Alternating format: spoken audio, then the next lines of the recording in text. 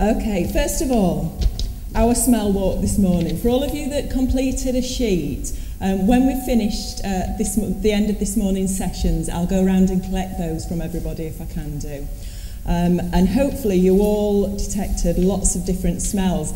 Now, just to kind of think through what we're going to do with the smell walk data, I just wanted to tell you this little story. Now, when I was organising my tickets to fly over here last week and going in to put in my details, the Ryanair, interestingly, asked me to prove I was a human being. And they gave me a code, and the code came up as foul smelling. Can you believe that? That was the password they asked me for. I thought, this is very peculiar. And actually, when I looked online, and you'll see from the programme, which includes some of the quotes that I found that people were talking about the Smellscape of Barcelona, and there were really quite a lot of negative descriptions there. And I was surprised because that certainly wasn't my recollection of Barcelona. So I'll be very interested to actually find out more about what you could smell. And I've got a city smell that I'm going to pass around here, and we'll see. I want you to tell me whether you actually detected this one. Are you okay to? There's 4 of them, so. You're welcome to keep this one, but you probably won't want to. And what I'm actually going to be doing with the data is, along with colleagues at the University of Manchester, we've been developing a world smell map. Now, the world smell map, there has been a number of different attempts in the past to actually map different smells around the world.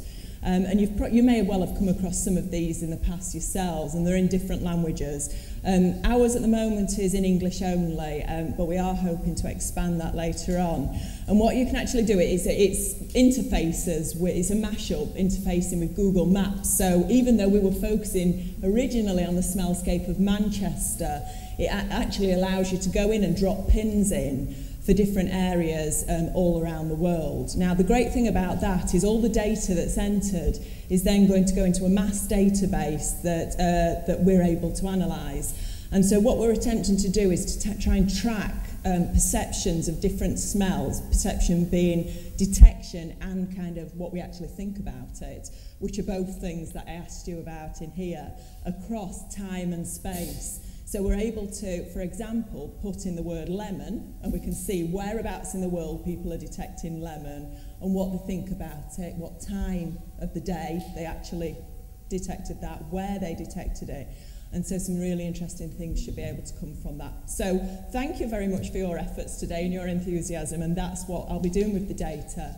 I'll be inputting it in there, and hopefully this website should be, the actual sites, we've got the details of the project blog. I have a regular blog on Smell and the City, and a Facebook page, and then the world mapping site is the address at the bottom, which effectively, if you Google Smell and the City, you'll find it. That site is up and running now, but the functionalism of it isn't quite working as we would like. So our IT boffins are on it at the moment. So hopefully within the next few weeks, that'll all be on there. The smells that you've detected will be on there as well, and we'll be able to see kind of how people are perceiving those in different ways.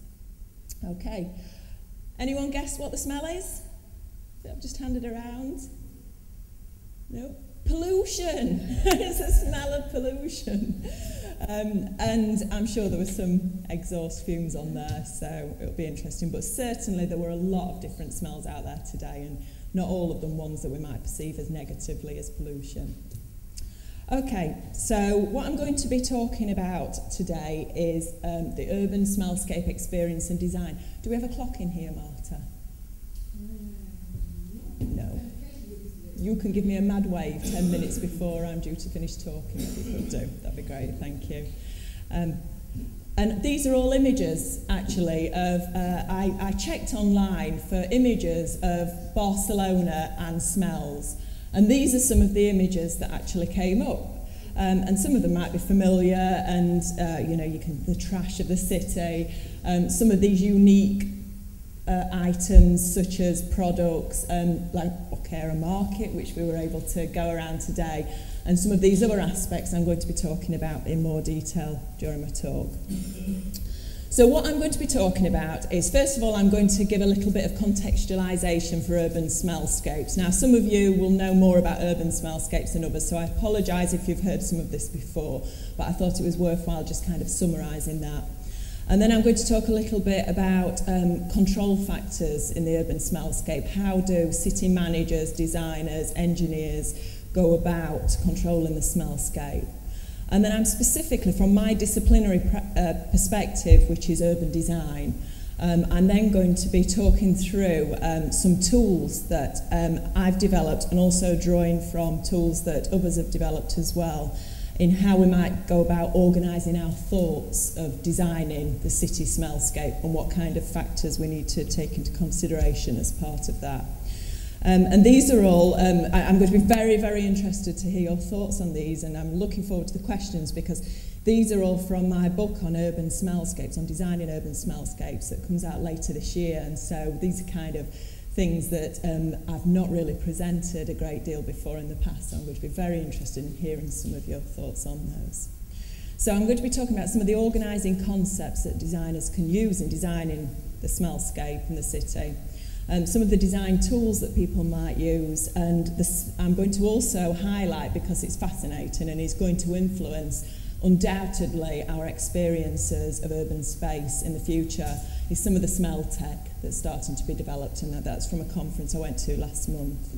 And then I'm going to conclude, I'm going to finish off thinking about the ethics of smell design, which is something that I've wrestled with in my work all the time. I've been kind of thinking about smell, and the exciting bit at the end where I can get some questions from you. And I wanted to include this picture at the front, because this is one of the factors that really inspired me to start thinking about the urban smellscape originally. This photograph, you may just be able to make out the little girl here. And this photo was taken of the Zabaleen community in Cairo, in Egypt. Now, some of you may have heard of the Zabaleen community, but the Zabaleen communities live amongst the waste.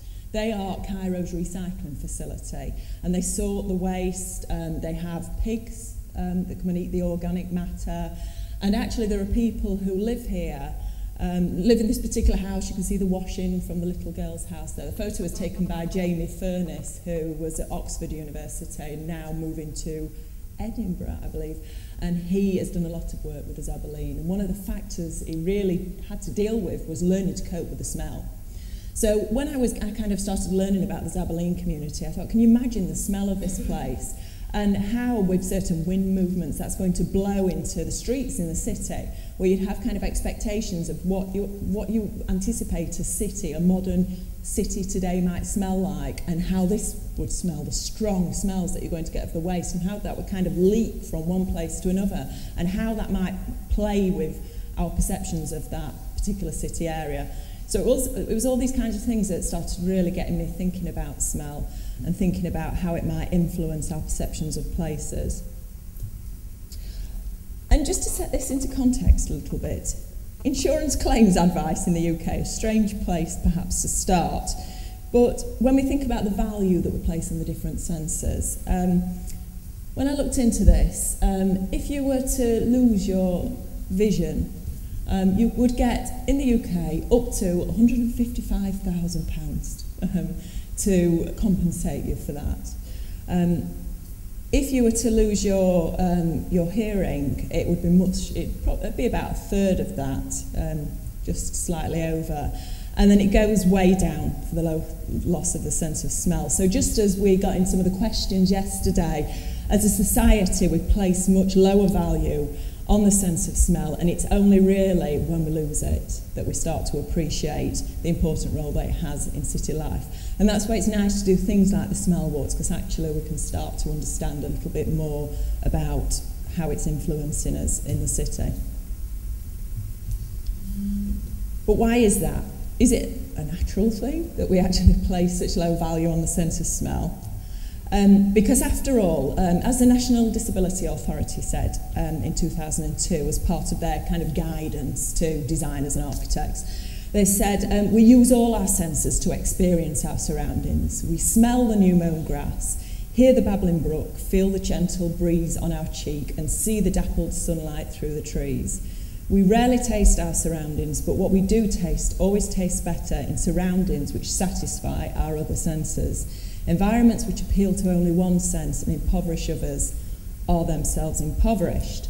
And actually, again, I started thinking about these questions of, are these senses, are the sense of smell, the sense of, hearing, are they actually less valuable and meaningful? Or is it that it's a chicken and egg situation, that we're designing urban spaces and forgetting about things like the way they smell? And that's actually then meaning that we're less aware of the possibilities that smell might open to us. So it's we're reinforcing it. The more sterile we make our places, the more we become used to that and expect that. And there's been a lot of studies that have kind of shown this with differences between public and private space, the gated communities. People become more fearful if they live within gated communities, and it's applying that then to smell and thinking that through. So these are all sorts of questions that I've been wrestling with, and as Sir Winston Churchill said a long time ago, we shape our buildings, thereafter they shape us. I always highlight this factor because I think it's so important, and particularly when we're thinking through the implications of designing space, designing places, that there is this red herring about the senses. So traditionally we think of, within Western society, we think of these 5 senses. And actually that's, it's misleading, because there are clearly different societies and cultures identify the senses differently, and actually the senses very much overlap as well. So I used to do research in the past. I've worked in the UK on the National Vibration Project, where we explored people's annoyance of vibration in the home from things like construction, roads, underground rail, and all those kinds of things. And we actually found that, if you think about vibration to start with, what is vibration? It's actually the sound waves, but we feel the sound waves. So it's sound that is felt, but just not received through our ear. But actually, we become much more annoyed when we see the pictures shaking on the wall, when we actually lying in bed and we can feel it, or you start to get it turns into sound and you hear the And so the sense is it's very much, we feel it in different ways, we sense it in different ways. And the same goes for the sense of smell. So as we discovered today, we not only have our smell receptors that will detect the different qualities of smells, but we also feel them through the trigeminal nerve in our face. And so the more we actually detect them through our trigeminal nerve, the more likely we are to dislike them. And so the sense of smell itself is not just isolated to our noses and what we breathe in, it's actually also felt, and it's important for us to remember that. So I do highlight this factor because I think it is important that we experience the world in a multi-sensory manner, and as designers and architects, I encourage people to design the world in a multi-sensory manner as well, and that means thinking about smell as part of that and not just overlooking it. I just want to whiz you through a little bit of history around city smells. I'm not going to, many people have written about this and done so very well, but I just want to pull out some key points if I may. Pre-industrial cities clearly smelt very different from the Barcelona that we detected today.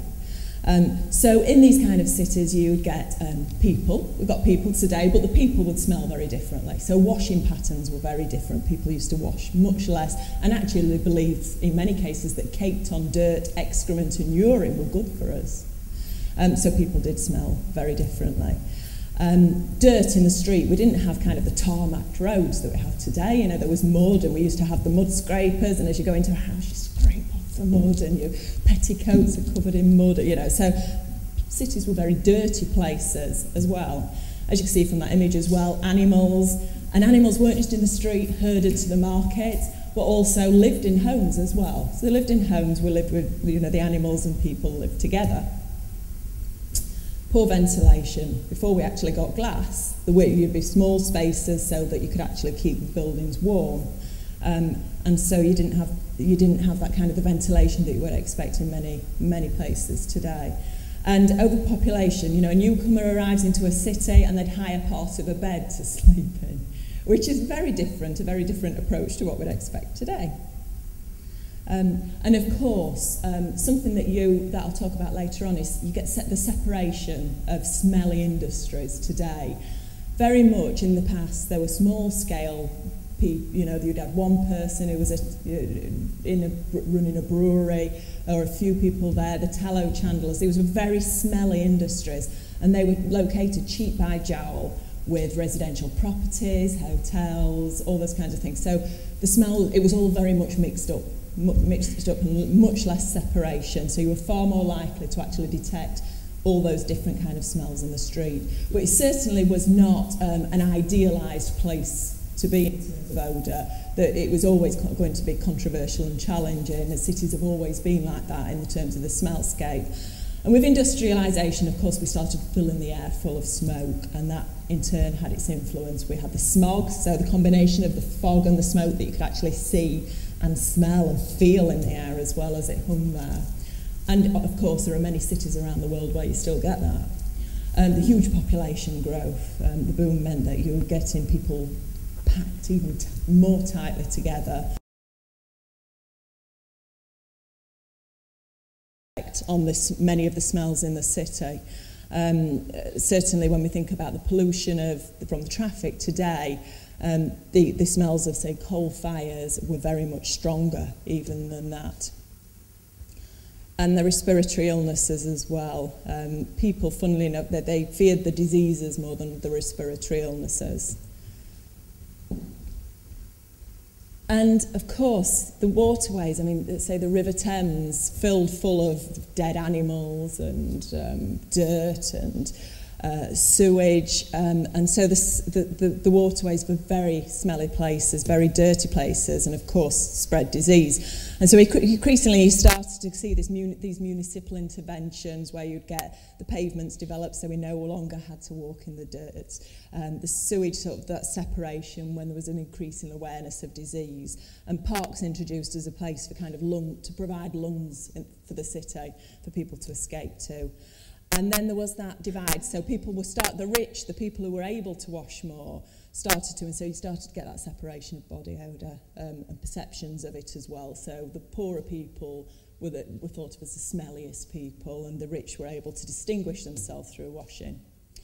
And modernism, you start to see the cities emerge out of the ground. People are able to escape the deadly miasmas that they believed were being leaked out.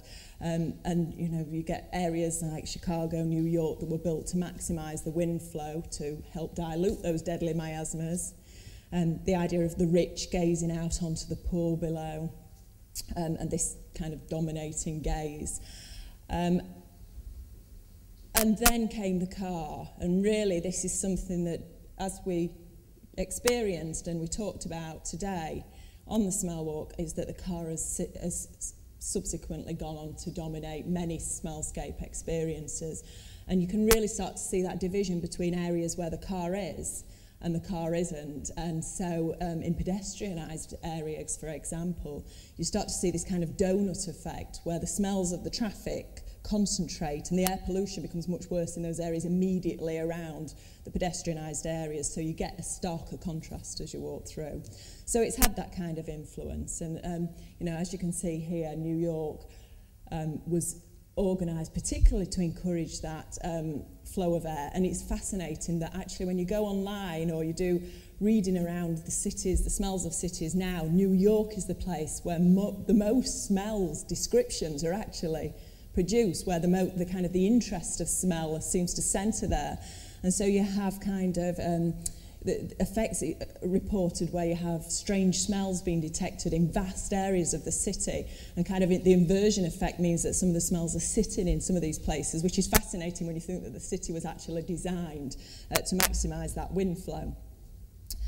And then we move into kind of the postmodern world, and we're thinking about the sense of smell is used as a way of enhancing the believability of sometimes fake areas, fake spaces. So when we think of kind of this Venetian casino developed in Las Vegas and the smells of Venice actually inserted, they're put in there to make it more believable, to make it more experiential. But in many cases, these are abstracted, idealised notions of what Venice smells like, kind of picking out what they think are the best smells and putting those in there. But actually, it's not just the best smells that are always introduced, because the Thorpe Park is an amusement park in the north of England, and they actually had a competition for the country's smelliest urine.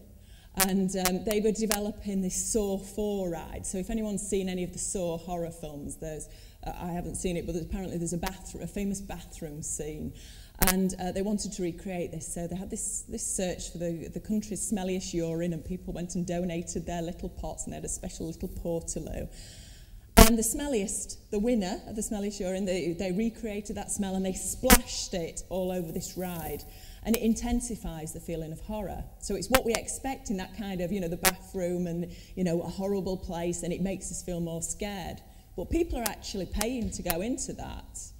So when you start to think about that, you start to think about, well, bad or good smells, really, they're associated with different types of spaces, and we experience them differently with that knowledge. Here's Martin Lindström's. Many of you might have come across his work. His book, Brandscapes, from 2005, he's kind of from a commercial marketing perspective, and he writes about the different senses, and he particularly talks about the emotional appeal of using smell. Some of it I take with a pinch of salt, but there is some interesting things about there, and it just kind of shows how we're moving into thinking about that scenting of products, and also then thinking about that application within cities and how we're going to see that come through. And when I think about cities particularly, I think there's one way that and it was touched on in some of the presentations yesterday, and particularly when Larry was talking about that there was a perfume that was handed around, this kind of the essence of place. That's what I call it, drawing from Barbara and Perlis. But it's the idea of the place, often an abstracted idea, and it can be one person's, or it can be the abstracted idea of many. But somehow it's a combination of different smells. And I have some examples for you. So let me hand one of those round. So I'm going to make up now, for making you smell pollution, I'm going to hand one around that perhaps might be a little nicer for you.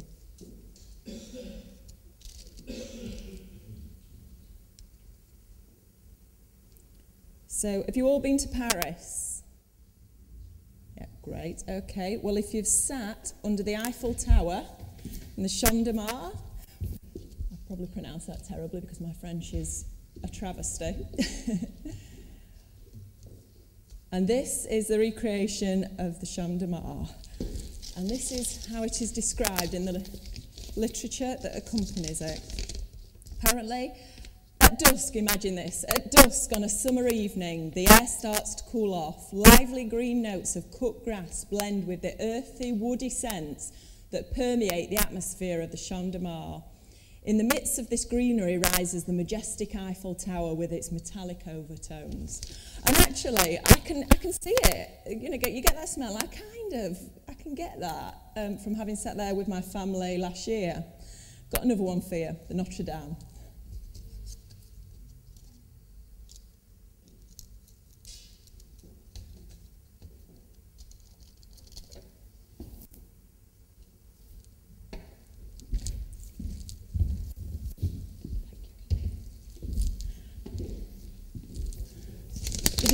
Of this one, in contrast, inside the cathedral there is a mystical atmosphere. Wisps of balmy frankincense smoke blend with the smell of beeswax, a warm and welcoming ambience that contrasts with the cold, damp smell of the stone. And I think you can get that kind of the material, that depth to it, the muskiness is in there.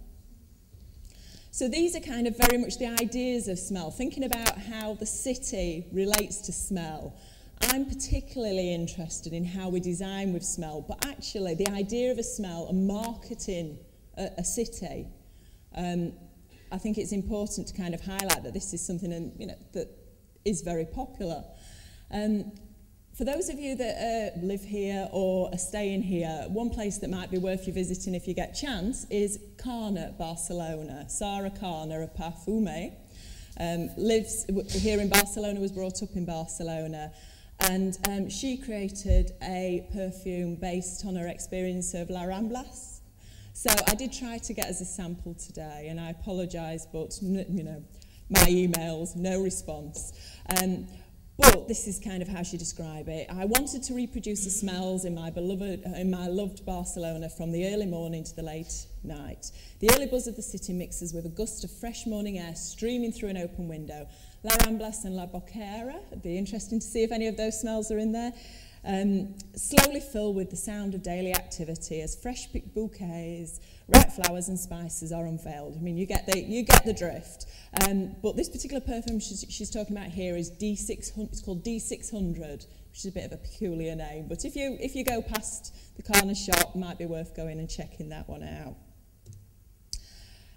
And then thinking about representing smells as well. So one of the purposes of this smell map we've been developing is actually to highlight what smells are there. And one of the purposes of the smell walks are the same. It's almost educational in some ways. And the early sound walks were the same, that they were partially educational to start getting people to think about sound, and likewise with smell, thinking about what smells are in the city, and to actually start identifying those. So as designers and architects, we're able to then start working with existing smells. Now this map was produced by a good friend and colleague of mine, Kate McLean.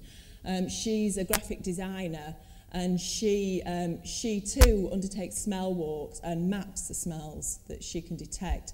And she maps how they move around the city. She's mapped a number of them, but she also recreates the smells as well.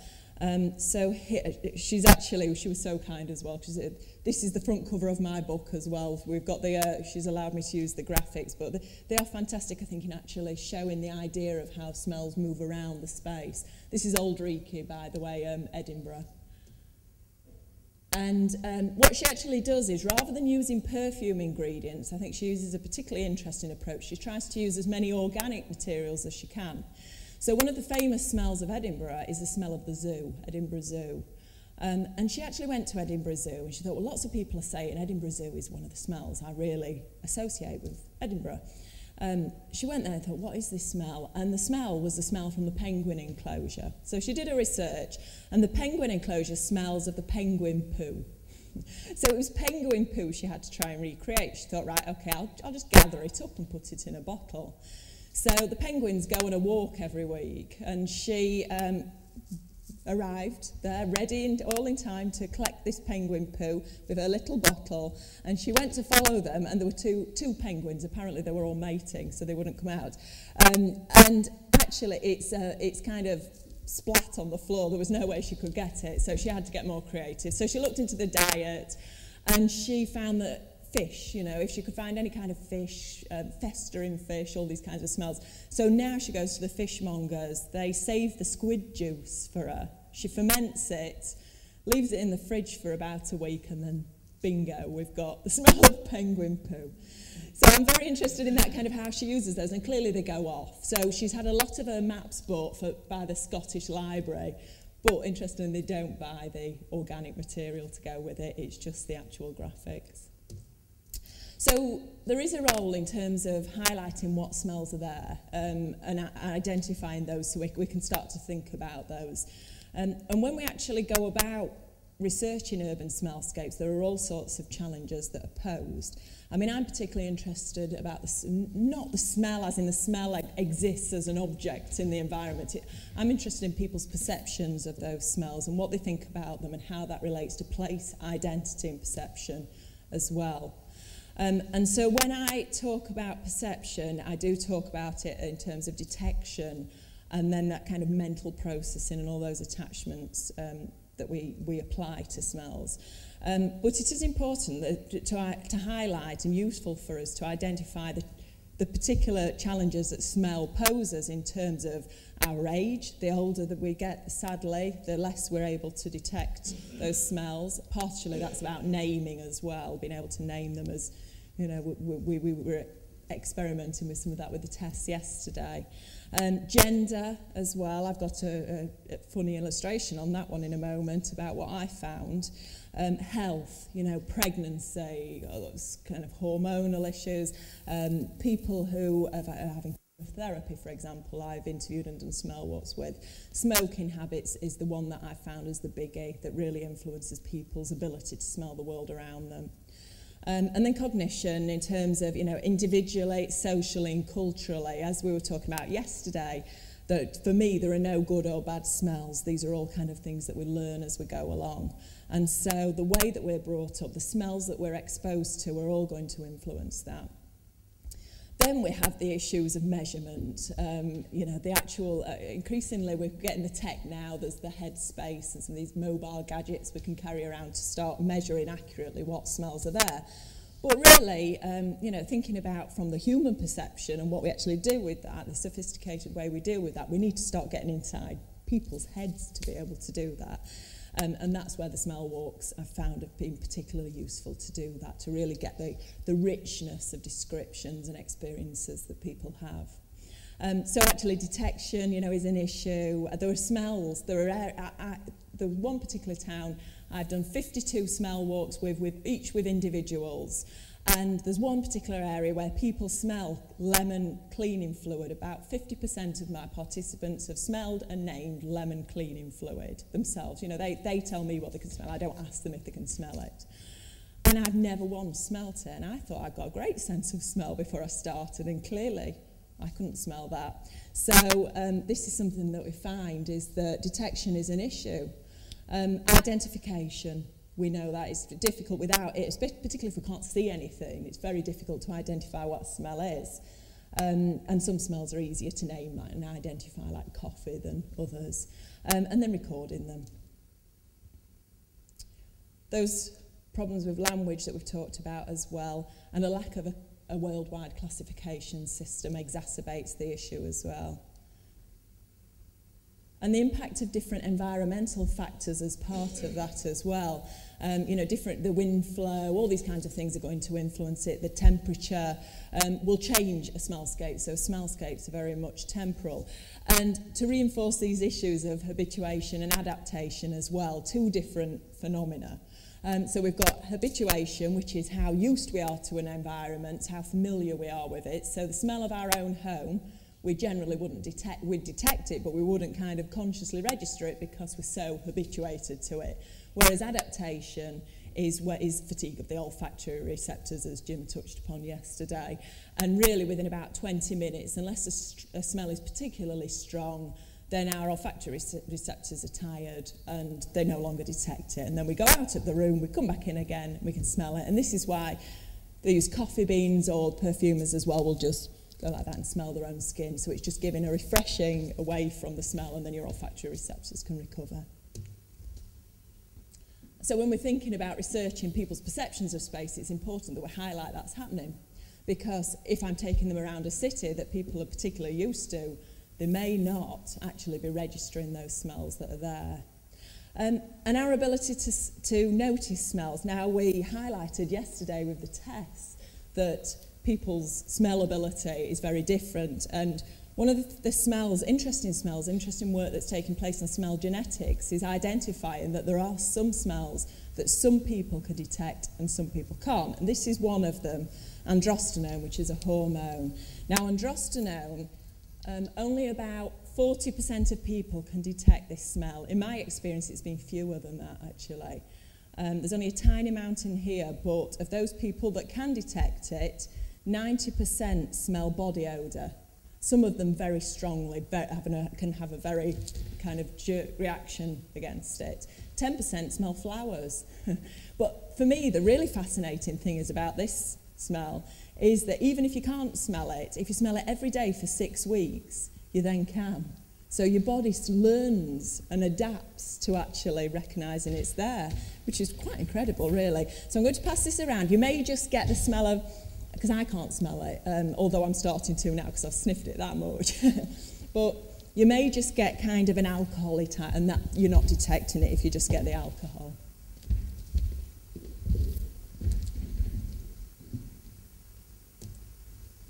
And so the method that I've undertaken is smell walks. And what I've found is that it's great to actually get people out there, as we've done this morning, going out, sniffing the world around them, seeing what they can smell, marking down what they think about that. And as you can see, you know, getting people to actually sniff things like the bins, you know, it's incredibly liberating to actually be given permission to just get your nose in there and really have a good sniff.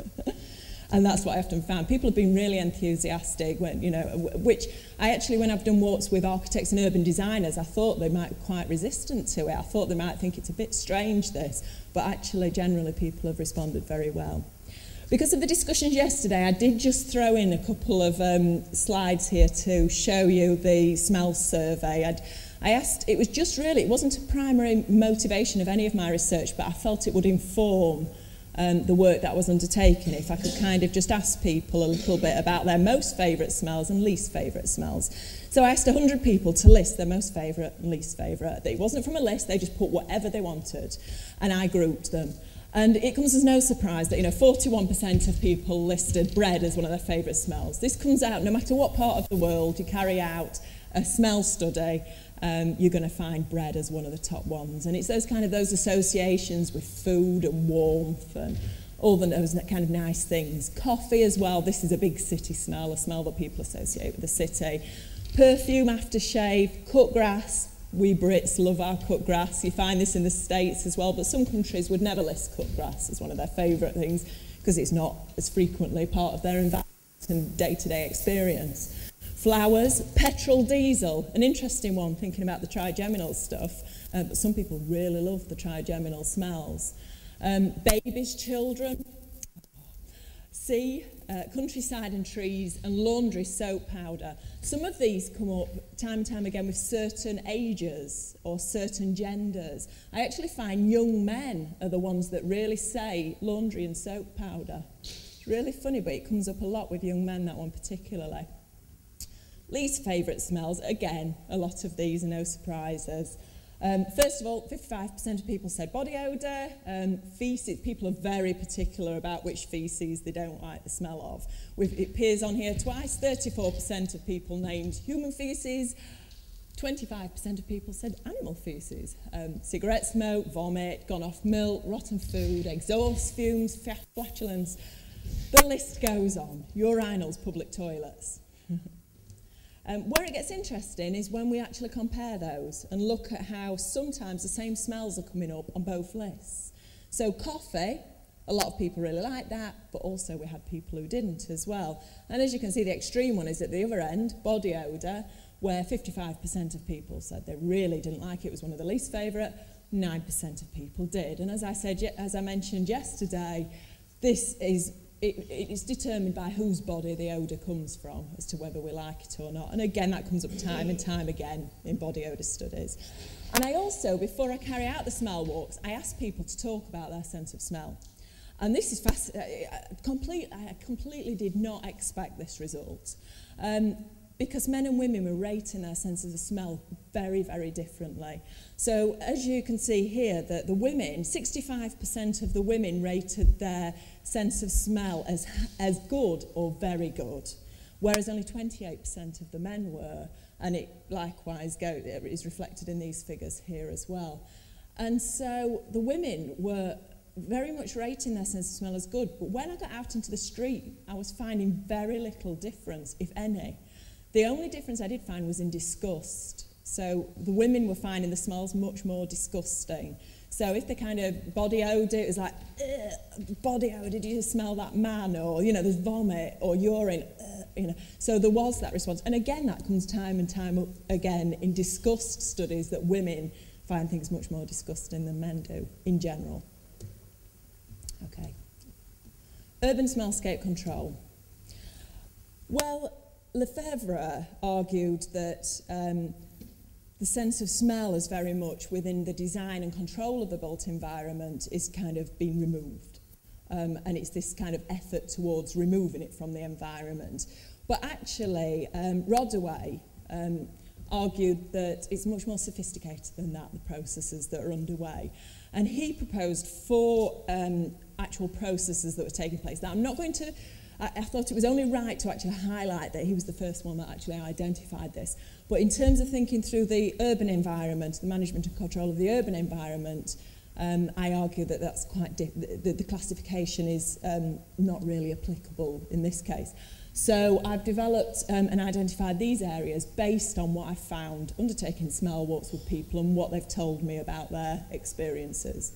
So the first one of these is separation, which I identify as spatial or temporal separation of odours through planned activity or displacement. I'll give you some examples in a minute. Deodorisation, the planned removal of odours of dirt or waste of one form or another. It could be all sorts of different things. Masking, the overlaying of one odour with another. And importantly, just to kind of emphasise the difference between masking and scenting, the focus here is on the hiding or overlaying of the odour that was there. So it's on kind of the new odour being introduced with a focus on the old odour. Whereas scenting, it's the introduction of an odour for the specific qualities of that odour. So the focus is on that introduced odour, not the one it's hiding. So separation, you know, clearly we've separated the smelly industries outside the town. And we've increasingly, you know, so that's zoning, but those wastewater plants, you'll rarely find those within the heart of the city. The displacement of activity with smoking legislation that's kind of swept across the world. Certainly you see the smokers displaced from the indoor environment, such as the British pub, no longer smells the same. We've actually got those smokers are now separated out into the street, and you're far more likely to detect them there as well. And pedestrianisation, as I mentioned, has that result as well. Separation from source, the ventilation systems that reroute the smells out into the back alleys of streets. And actually, the separation of the product, the source, and that smell.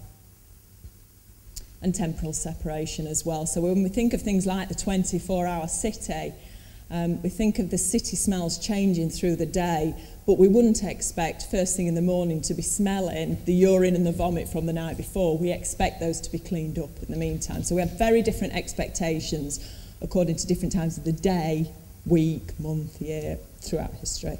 And the materials that we use, these kind of waste management systems, deodorising the environment, and they've been written about and certainly are talked about a lot online. As in Smells of Barcelona, that people say this, you know, this isn't being cleaned sufficiently, but actually, you know, the bins were great today. We didn't get any real kind of trash smells. The masking effects of the traffic, as I talked about while we were out on the smell walk, and the cigarette smoke, hiding some of those other subtler odours. And scenting. When I actually talk to people about what I do, you know, if I'm sat having a meal with someone and say, well, what do you do, Victoria? And I'll say, well, I try to work with designers and architects thinking about designing with smell. And they say, well, what do you mean? You know, how do you go about doing that? And they automatically think it's all about inserting smells. It's about pumping out new smells into an environment. And this is, and it's not about that, but certainly this aspect of it, scenting, is kind of the one that people really most readily think about. And so here, say, the triangle in Manchester, they scented the sky with a coffee cloud to mark this new bar opening. We've got the vanilla ice skating ring in the Eiffel Tower, scented with vanilla. An outdoor advertisement, San Francisco. Now, let me just show you this. This was an advertising campaign in the UK. We have all these bus stop smells now introduced. This particular campaign by McCain's for jacket potatoes that go in the microwave was at the beginning of last year. And up at the top of this bus stop, they have this little hole and it pumps out smells of jacket potatoes when people go and stand there. Now, we have lots of these up and down the country in certain cities. The interesting thing is how people respond to it. So I've interviewed people that have been stood at the bus stop, and generally people actually quite like it. You know, it's like the novelty factor. This big bulbous potato was warm and people put their hands on that and they could smell the smell, and then they jump on the bus 5 minutes later. Interestingly, there was a market stall next to it, and I went and interviewed the market stall holder, and he thought this was absolutely the worst thing. He had terrible headaches, he was exposed to it all day long for weeks on end. He'd written to his MP, his councillor, the man who'd come to fill the scent machine back up, he'd been and verbally attacked him and said, don't do it, don't do it. So he was experiencing the smell very, very differently. And actually the smell I show on the slide I show there, of the bus stop in San Francisco, that was ripped down within 24 hours. It was cookie and milk. The advert was for milk, the smell was cookies. And actually, people argued that it was going to set off environmental sensitivities, allergic reactions, and it would make the homeless hungry, which I thought was very interesting. I've not seen that crop up as in any other city as a reason, a rationale for the smells not being used. And of course, all these factors about globalization, consumption, and the smell experiences that brings. I'm very much whizzed through this. Grasse, known for its Smellscape, perfume production centre of the world, and in the south of France. It actually started, this particular area, they were producing leather, and they started scenting the leather, and that's really where the perfume industry started emerging from this particular part of the world. And so kind of all this history and producing most of the jasmine for Chanel No. 5 is grown in the fields around there. And it's, even back in 1908, it was very much being written about and marketed as a big smell environment, a place where good for the health, where people could go and smell these beautiful flowers. Today they have a jasmine festival, they have rose festivals, and they have lots of people, they pump out these smells from, the jasmine smells from up in the air here, and they use that kind of low technology to do that. But they also have so many bins there. They encourage waste removal. The dog waste is immediately, you're expected to tie that up, and which we expect in many cities. But it's important to note that it's not just about the scenting, about those scented flowers in the environment. It's also about these waste removal, deodorization is taking place as well. The rules, no picking the flowers, of course. And they even have, within the centre here, a big fake bottle of Chanel No. 5 on the fountain in the centre.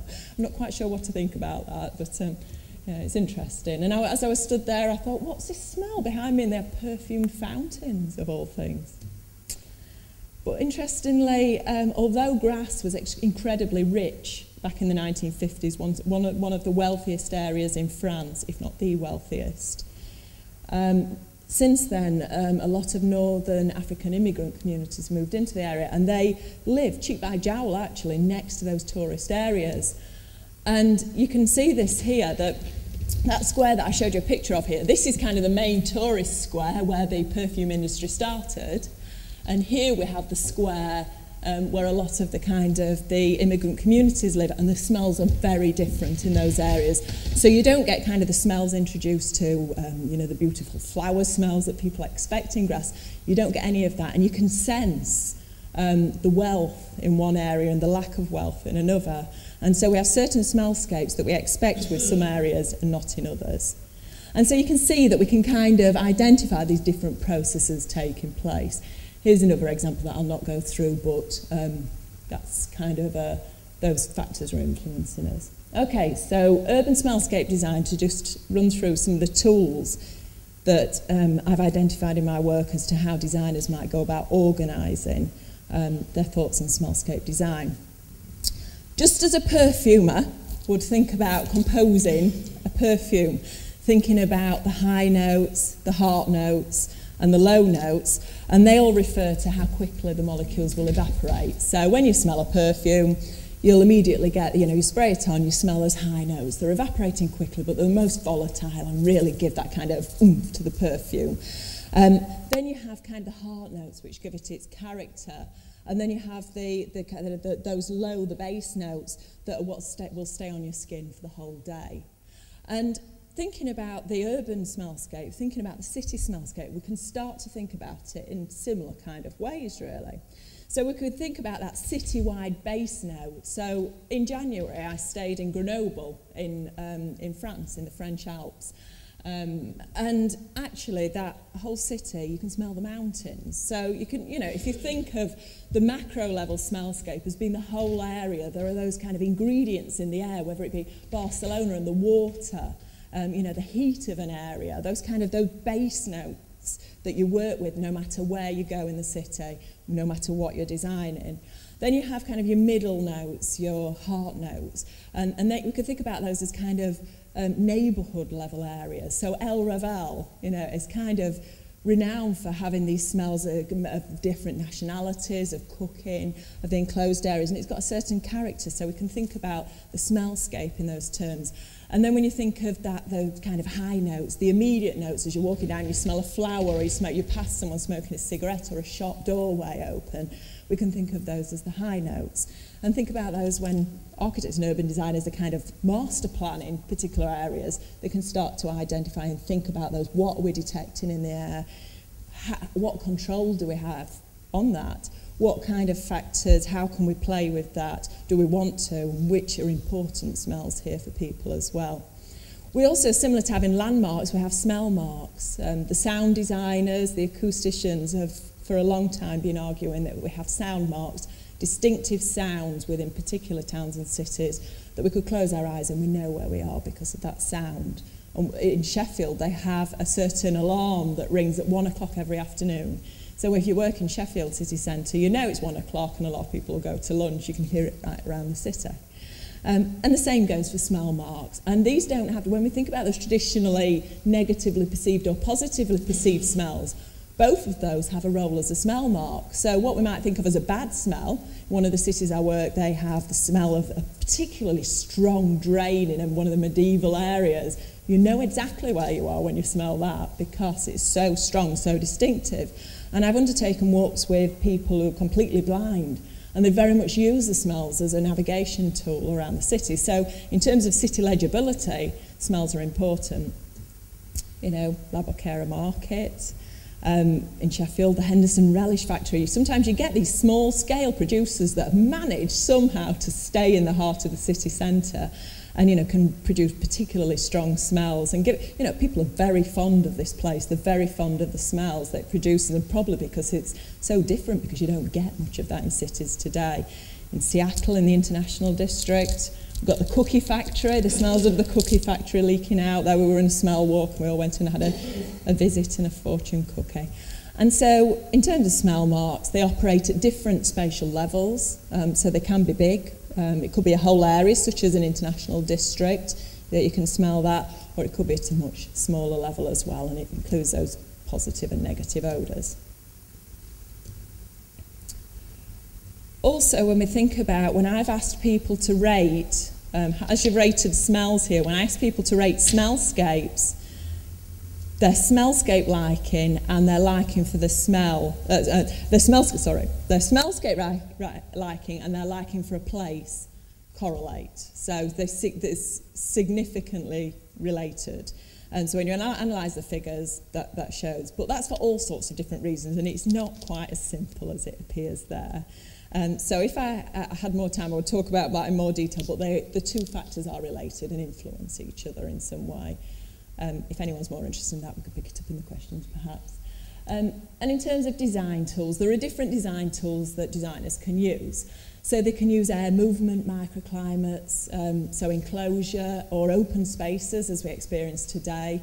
The density of activity, you know, markets are great for that. Actually packing in that activity into a concentrated space.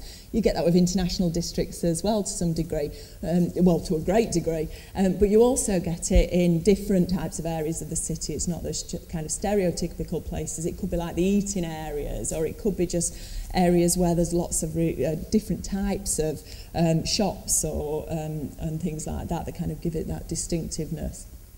The topography as well of an area influences the smellscape.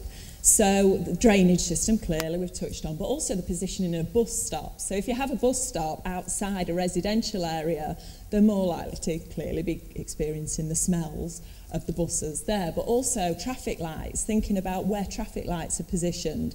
And if you have particularly smelly vehicles driving up there, it's really when vehicles are stopping and starting that you get concentrations of vehicle fumes.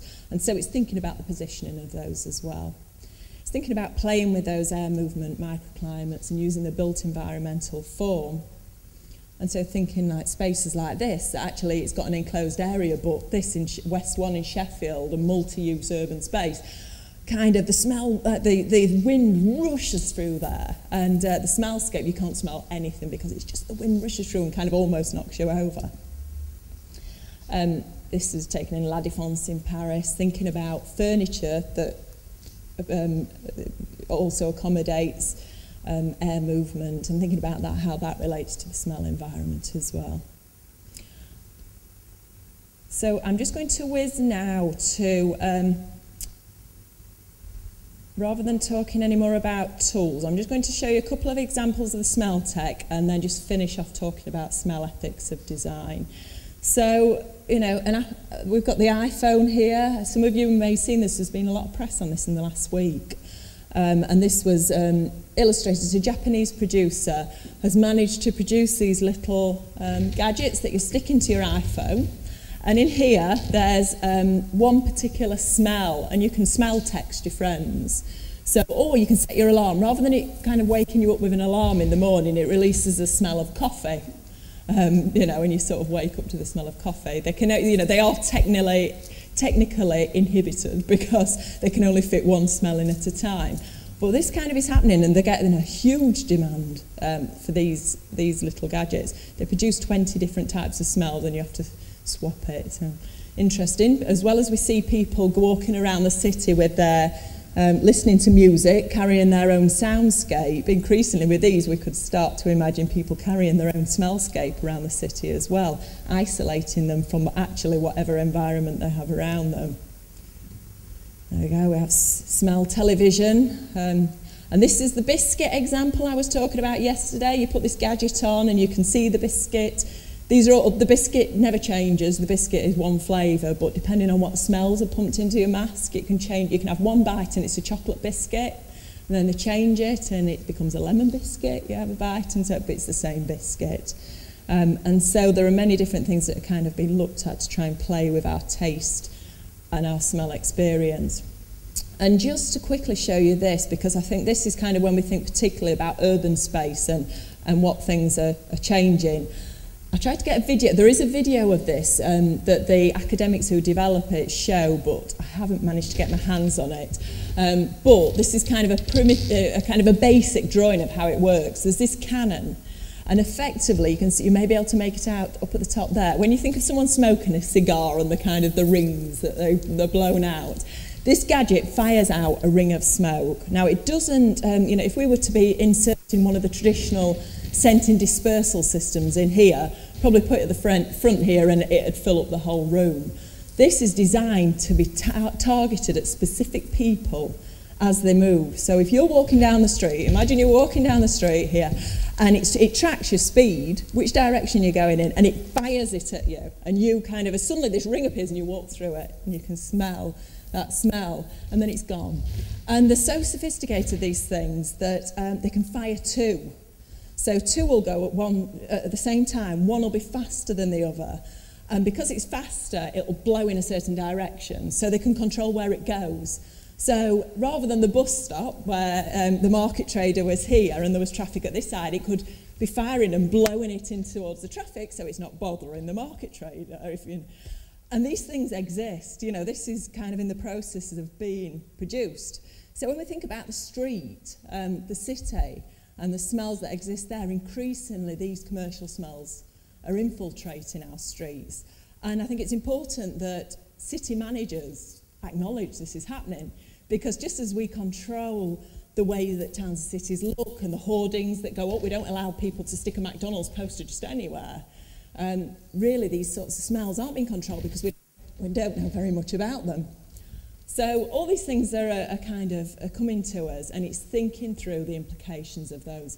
When we think about we're going to a supermarket, you know, you think about those kinds of, you know, bread smells that we associate as being moved around the supermarket. But, you know, why are those any different from these kind of smells that we detected and expected to detect in Barcelona today? You know, why is it that some of those smells are thought about as manipulative or unethical?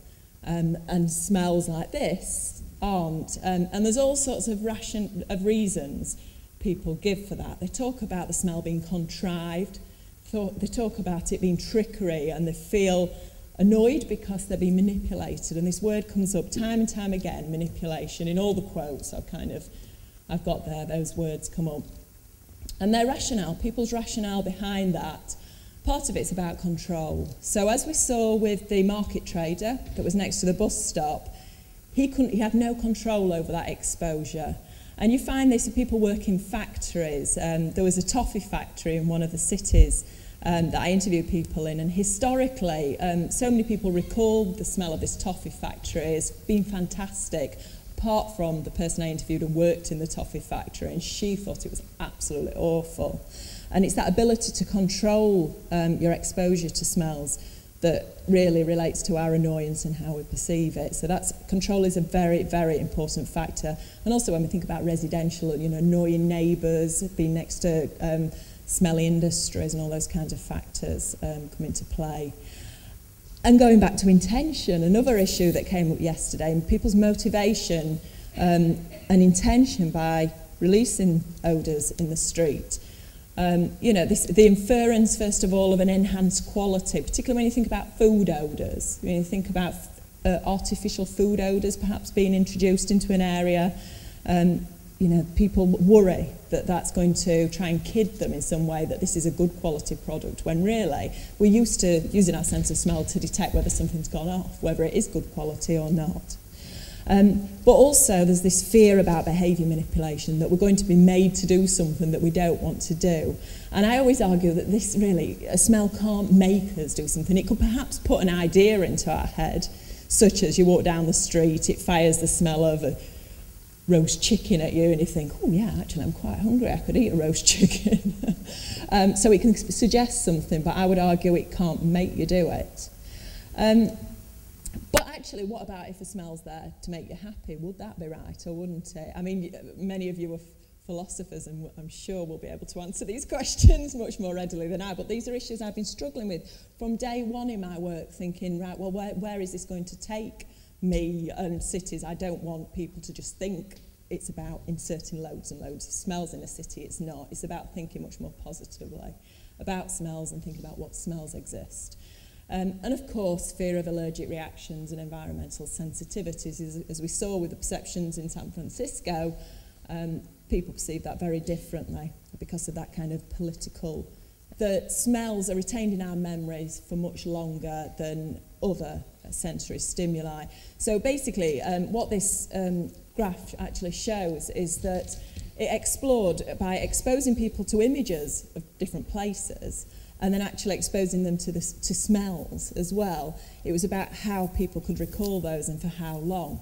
And it was found that people were far more likely to recall the pictures in the short term, hence that kind of blue line. But over time, the whole line is for 12 months. Over time, that drops. And once a smell is in people's heads, then it seems to stick there. And in many cases, it sticks there forever, just to the very way that the sense of smell works. And that's why it's got that kind of ability that people talk about, the Proustian kind of effect to transport us over space and time back to a place, a town, a city, a space, a person that is frequently long gone.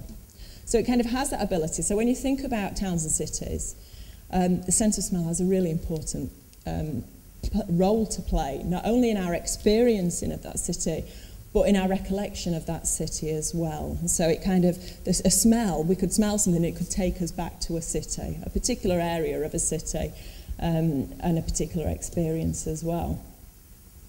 But the smellscape isn't static, it's forever changing. It can do that as kind of a temporal pattern, or it can actually do it where it's kind of, smells are being replaced, smells are being wiped away.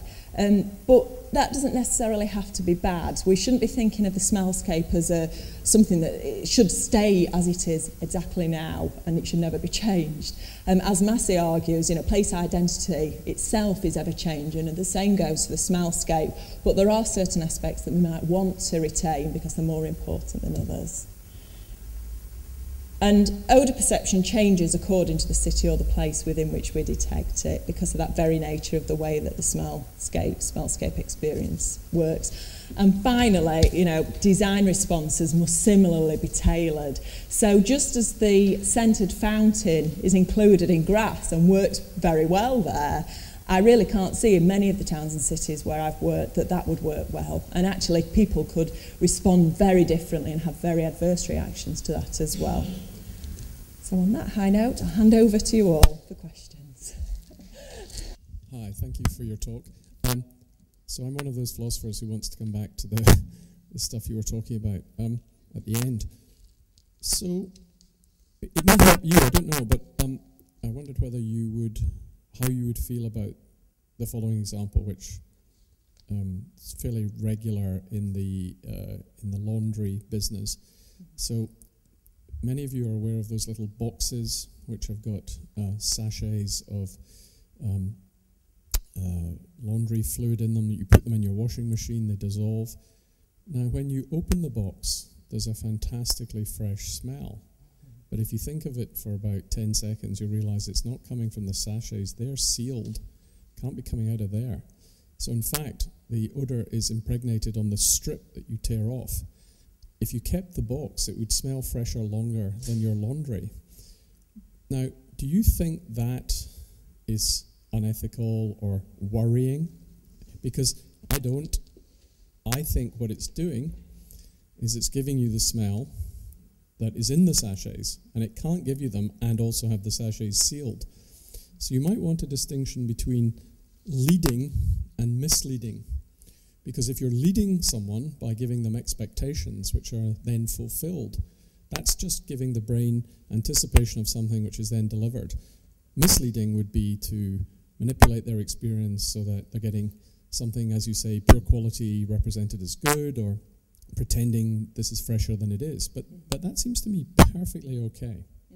What do you think? I mean, I could always answer that with kind of the get-out clause that I've been asking everybody else what they think and try to navigate my way through their responses to highlight some of these kind of potential pitfalls. In terms of what I think you can argue from an experiential perspective, you know, it's fitting in with people's expectations in many cases. They're experiencing what they expect, they enjoy it more, they may be willing to pay more for that. Fair enough. But what about the people who have allergies and are having the people who have allergies will have allergies to the stuff that's coming out of the sachets and onto their clothes. So they shouldn't buy it. It's the fact that it's giving them the same odor, and people don't even think about it. They open the box and they think, oh, that cleaning stuff is very fresh. Yeah. So they're not noticing, and I think that's just fine. Yeah.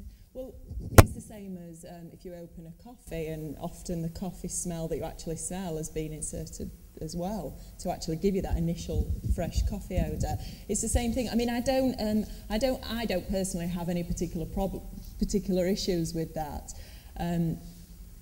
But these are issues that I have to think about when I think about them from my disciplinary perspective, which is designing the city. We have to think that there are more appropriate places to undertake those kinds of activities than there are than others, and that's why I'm interested in it. No, I take all that, but it's just that this might be a tool to help you, that if you distinguish between leading and misleading, it's the misleading that people are worried about. I think if you can suggest you're getting expectations which are fulfilled, that's okay. And in the city, appropriateness, that's a different issue. That's about congruence. That's about whether or not that's the right smell for the other sensory information you're getting. It's right. So you don't want to smell the smell of fish at a fruit market or vice versa. That would be very, very puzzling, and the brain would find that incongruent, and you would find that you'd be unhappy about it. That's a different issue, it seems to me. Yeah, but what I argue is there are more appropriate places for to actually design in a certain way than there are in others. So just as for that example you gave there, that box, when you open the strip, you expect there to be those chemical components there. People aren't buying one that's without smells, so that it's kind of, I don't have too much of a problem with that at all. And it's the same with urban space. So if somebody bought one that wasn't supposed to have any kind of smells to it, if they did have some sort of if they do have allergic reactions and purposely go out of their way to buy something that doesn't have that, then that would be a problem. So in terms of urban space, there are some places like public spaces that you don't want to be filling full of odours, for example, that people might have those adverse reactions to. whereas there are other areas where it might be more appropriate, it might be more acceptable to experiment with odours and to have smells fired through the air.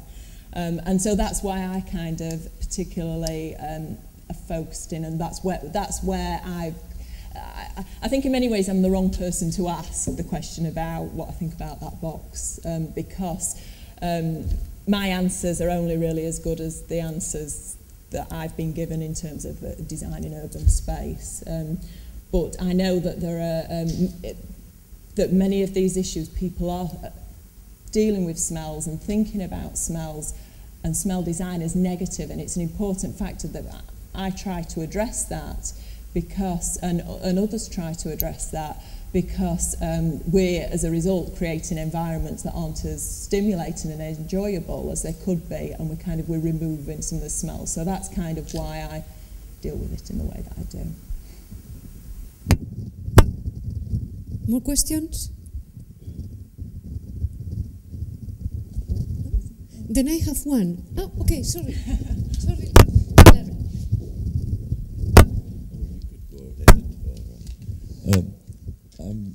I have always been struck by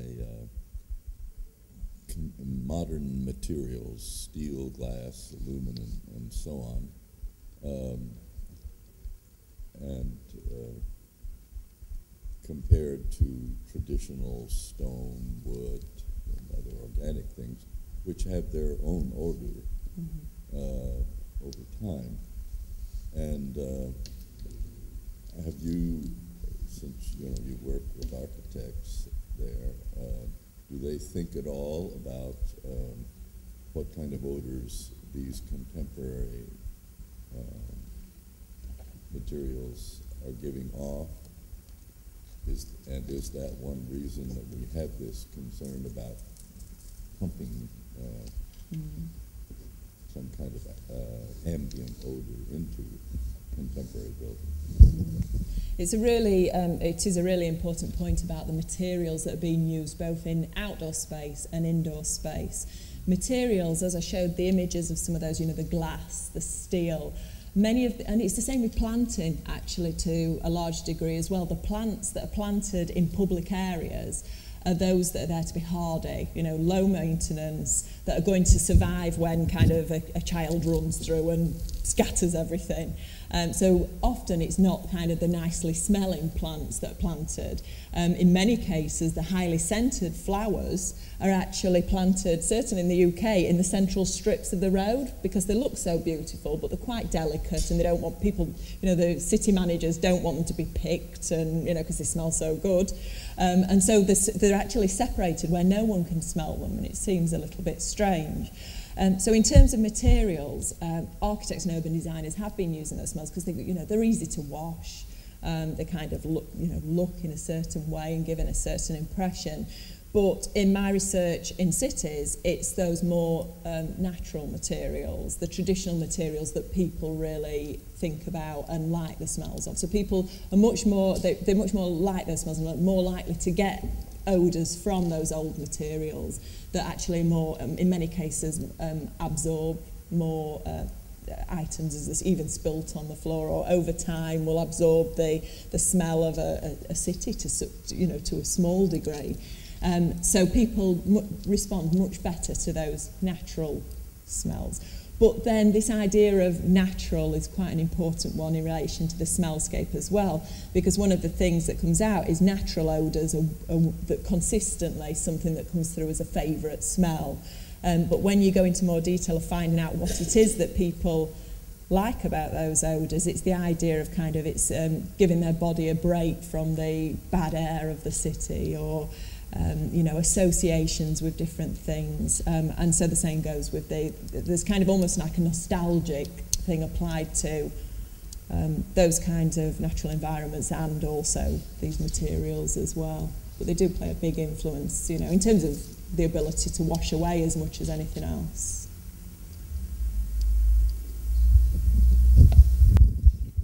Then I have also a question. Have you tried to work with people who has lost a smell? Because I can imagine really interesting experiences. Probably you also that have a lot of experience with this kind of smell walks. trying to get people who have lost smell and bring them to their lovely places or environments and ask them which is the difference, where is the difference? Yes, I have. I've involved people who've been completely anosmic, that have actually lost the sense of smell, so they're not congenital anosmia. And it is interesting because they do really recall a lot of those smells. So I'll take, particularly if I've walked with people who've lived in a certain city all their life, and they'll walk around and they'll say, I know exactly how this place smells. What would be interesting, because this one particular individual lost it 20 years ago, they lost the sense of smell 20 years ago, it'd be interesting whether it actually was what they remembered. Because, like I mentioned, place smells as places themselves change. But they were very, pretty accurate, actually, in terms of what they expected to smell in certain areas. They could say what they were, and generally speaking, they were saying the smells that people were telling me they were detecting, which also then begs the question about how much were people detecting those smells, or were they actually thinking that they detect them and then therefore saying that. But just going back to some of the discussions we had yesterday, when you think about this, people losing the sense of smell, that this comes out so strongly with people that have had a sense of smell and have lost it, of how much they actually miss that. And really, just the smell of the food, the smell of their partners, all those kinds of things, it really, the sense of smell really enhances our quality of life. It's a real quality of life factor. And it, and it is a way we can interface with the environment, experience the environment, and kind of connect with it.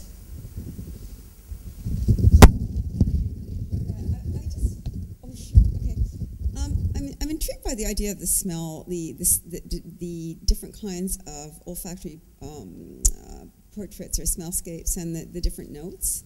And I got the bass note of a city, and I got the high note. I wanted to know if you could explore a little bit more the middle note, which is the neighborhood, and is that a combination of the top and the top note and the bass note, or is it something else besides neighborhood? Because it seems to be a little ambiguous and maybe in an interesting way. It's kind of, in any one area, you'd certainly get the bass note to some degree wherever you were within a certain city, because it's kind of almost inescapable, and there it's the habituation smell in many ways that once you get off the plane again, you might kind of smell it.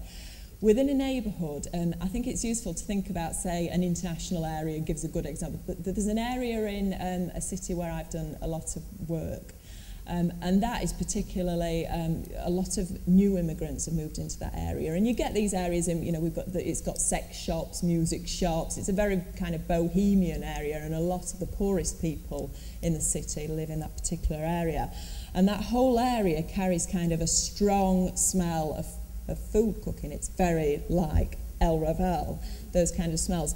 And actually, you could blindfold somebody and put them in that area, and they would know they were in that area. They wouldn't necessarily know which part of that area they were in, but they would know they were in that neighbourhood. But they could walk down that street and they would get the smells of certain restaurants or certain products in different relations, and that would be your high note. So that would be kind of, you pass in, I'm walking past a pet shop and I can smell sawdust, I can smell that plant there, there's someone walking past with perfume and cigarette, and these are kind of your top notes. So that's kind of, it's kind of a neighbourhood like that. If you're around a factory, a bread factory, and or a pet food factory, and the whole area is seeped with that smell, that would be kind of your heart note.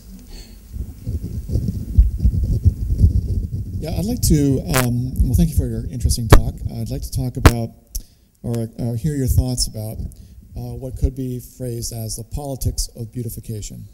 Yeah.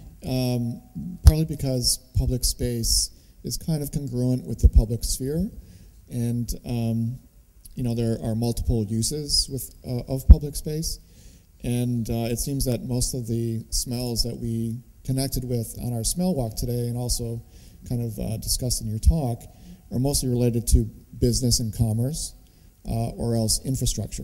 Mm-hmm. So those seem to be the smells that were mostly allowed to exist within a space. And because there have been many times when city spaces have been leveled, you know, in order to, you know, eliminate certain neighborhoods, you know, whether with smell or not, but, you know, whole communities have been, you know, renovated out of existence because they were slums or seemed to be lesser areas. But there also, and just in this, your last comment about neighborhoods, there's also been contestation over smells, and the smell of different ethnic restaurants have often come up in smell legislation. Yeah. So perhaps you could talk about this politics of beautification and try and negotiate, you know, these different olfactory related issues. Yeah, yeah. For instance, who pays for the olfactory interventions that you're designing? Is it the government? Is it corporations? Is it community centers? Yeah. You know, that makes a difference, I think. Yeah. I mean, there's a lot in there, so it's trying to decide where to start. If I maybe give an example, the neighbourhood that I talked about, where people have moved into that particular area, the Smellscape was very much, it was a very much polarised response. So just over half of my participants, so say about out of 52 participants walking through this particular area, roughly half of those really liked the smellscape of this particular area and thought it talked about how cosmopolitan it was, how bohemian for a place like Doncaster. Probably about 20 expressed that they didn't like some of those smells, that these were alien smells, and people even went to the extreme. There was kind of racial overtones and tensions that was kind of very much exhibited within the kind of expressions of the sensory experience. And this is something that Deegan talks about a lot in her book Sensing Cities, and actually in terms of El Raval as well, this kind of how different people are perceiving and expressing their racial antipathy in sensory terms. And this happened very much in that research. Interestingly, in my research in Manchester's Chinatown, that doesn't happen at all. There's an established Chinese community. It's recognised as an important part of the city, and actually contributing very much towards what people want from city life. And so the smells likewise are experienced and perceived very positively in that area, whereas in Doncaster that's not the case at all. Now, how do we actually deal with that? Well, I think it's important for us to recognise that that's actually the case. But as I mentioned about Massey and how Stuart argues that place identity is always moving, I think this is really the same with areas like Doncaster's international, I call it international area, but really it's an area where lots of people live that can afford not to live anywhere else. It's a place where they can afford to live and carry out their daily activities. But people were experiencing that in very different ways. And it goes for the sounds of different languages, the sights of groups of men walking down the street from a different racial group to what is normally the case in Doncaster. Some people felt very threatened by that. Some people felt very safe as part of that. And so it all depends on individual perspective. So when I talk about designing urban smellscapes, I actually very much argue from the position that smell has been excluded from traditional city design and architectural practices, and it can easily be accommodated as part of existing practice. So it doesn't necessarily require any additional resource. What it requires is the knowledge and understanding of how to be able to do that.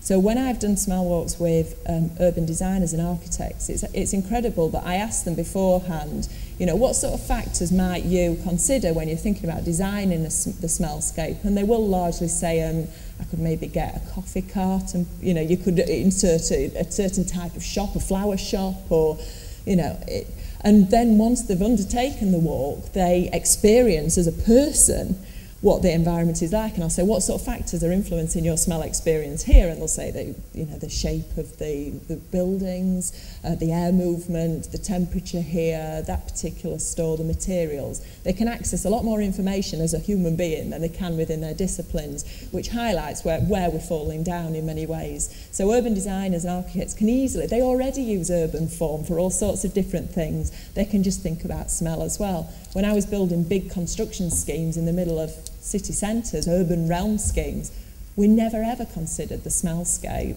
And actually we could have easily been destroying something of some significance that because of the way the sense of smell works, it would be gone and then people will notice it's gone and it's too late.